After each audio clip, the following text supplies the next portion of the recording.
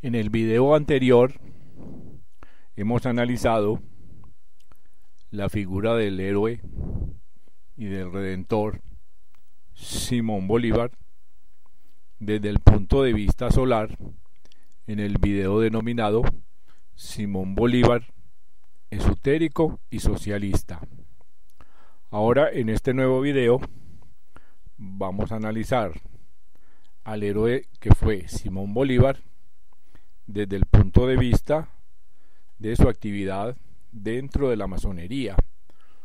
y sus habilidades como científico y sus cualidades espirituales. Gráficamente utilizaremos una serie de cuadros pertenecientes a una exposición llamada Bolívar decodificado, y vemos en ella algunos retratos de Bolívar rodeados de símbolos de la masonería. Ahora sí vamos a tratar de explicar brevemente qué era lo que estudiaban los masones, por qué y para qué. Desde este punto de vista podemos considerar que la masonería no es nada más ni nada menos que una organización tradicional cuya función ha sido desde el principio, desde su fundación,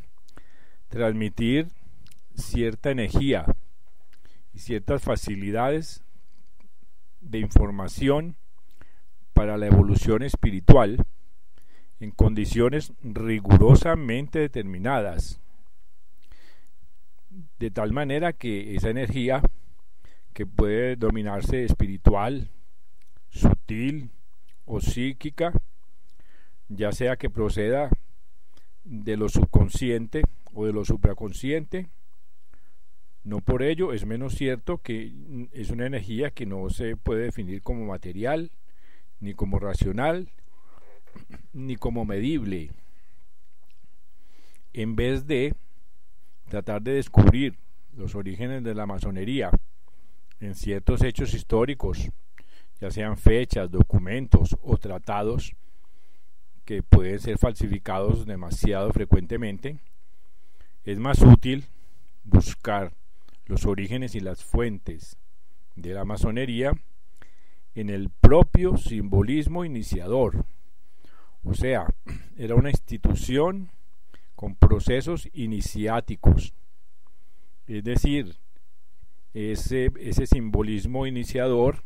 se encontraba en las formas precisas que reviste la influencia transmitida por el proceso de iniciación. En esta forma encontramos que el simbolismo masónico es de naturaleza geométrica. Los principales instrumentos sagrados de esta logia son los del arte del trazado, los del arte de la arquitectura, que son la escuadra y el compás, sin los cuales ninguna figura regular puede ser obtenida en la práctica de la construcción arquitectónica. En estas condiciones vemos o admitimos que la masonería fue y es desde un principio una especie de colegio esotérico que impartía enseñanzas newtonianas y alquímicas, y este saber sintético se basaba en un descubrimiento fundamental y sagrado para los masones, que era la geometría simbólica. Vemos que las figuras geométricas para los masones se volvían símbolos reveladores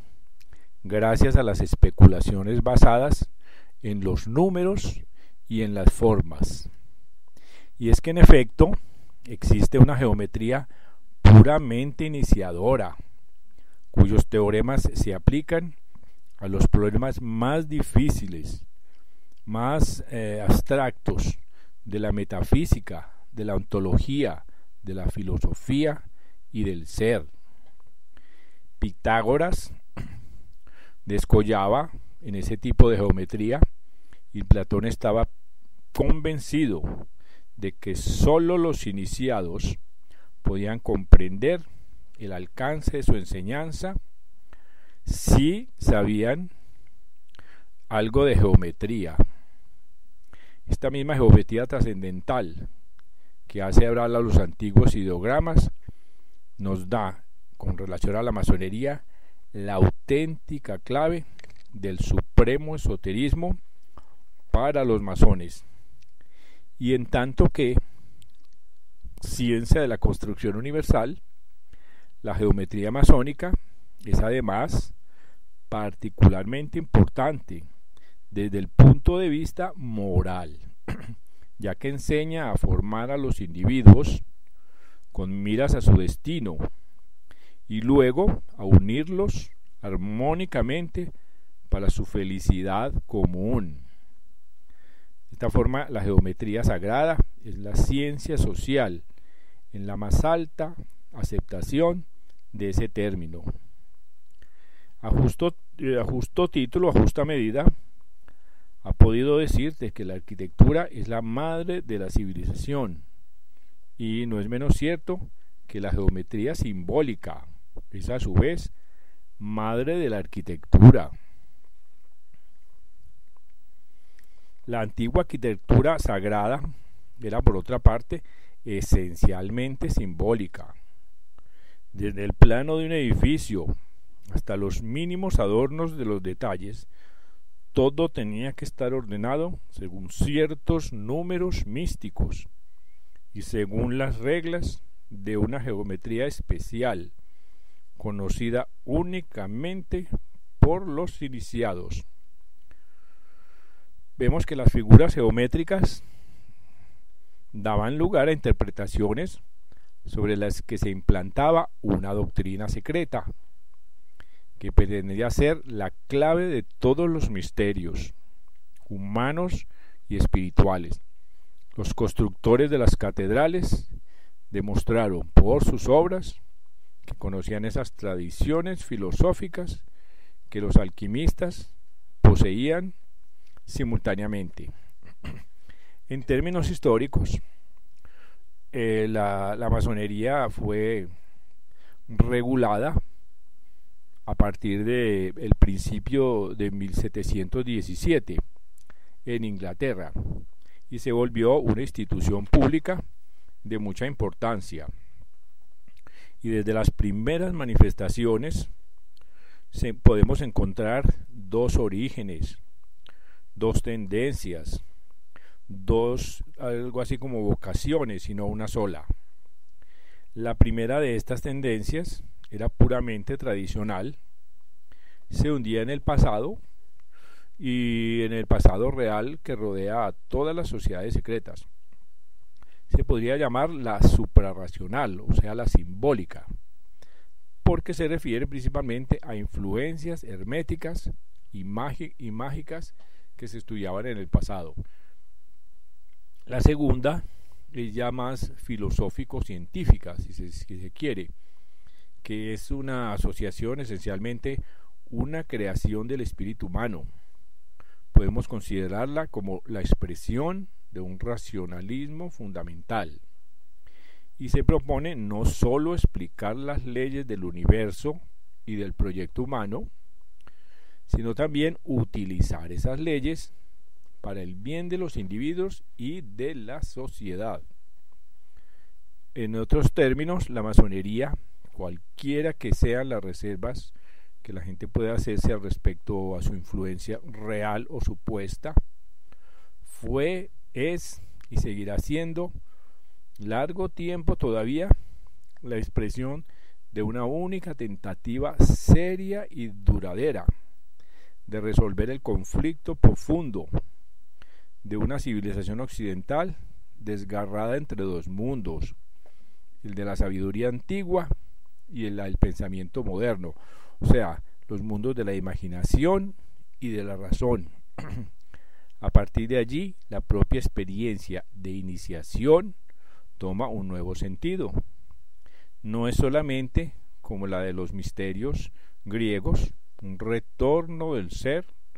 sobre su eterna historia o una revelación de la presencia interior de los dioses celestes, sino que se vuelve también una invitación a luchar por el triunfo terrestre de un ideal fraternal y por la organización de una sociedad más perfecta, más racional, más armoniosamente ordenada, más justa socialmente. Así que esta doble experiencia tiende así a conciliar en la historia de los individuos y en la de la sociedad la vida evidente y la vida oculta, los ritmos del devenir a la luz de lo inmutable. Por eso vemos que los masones han sido tan importantes en muchas revoluciones en la historia, y por eso vemos que Simón Bolívar y todos los héroes libertadores que ha habido a través de la historia se han basado en los conocimientos masones para aplicarlos a lograr una sociedad más justa y más libre.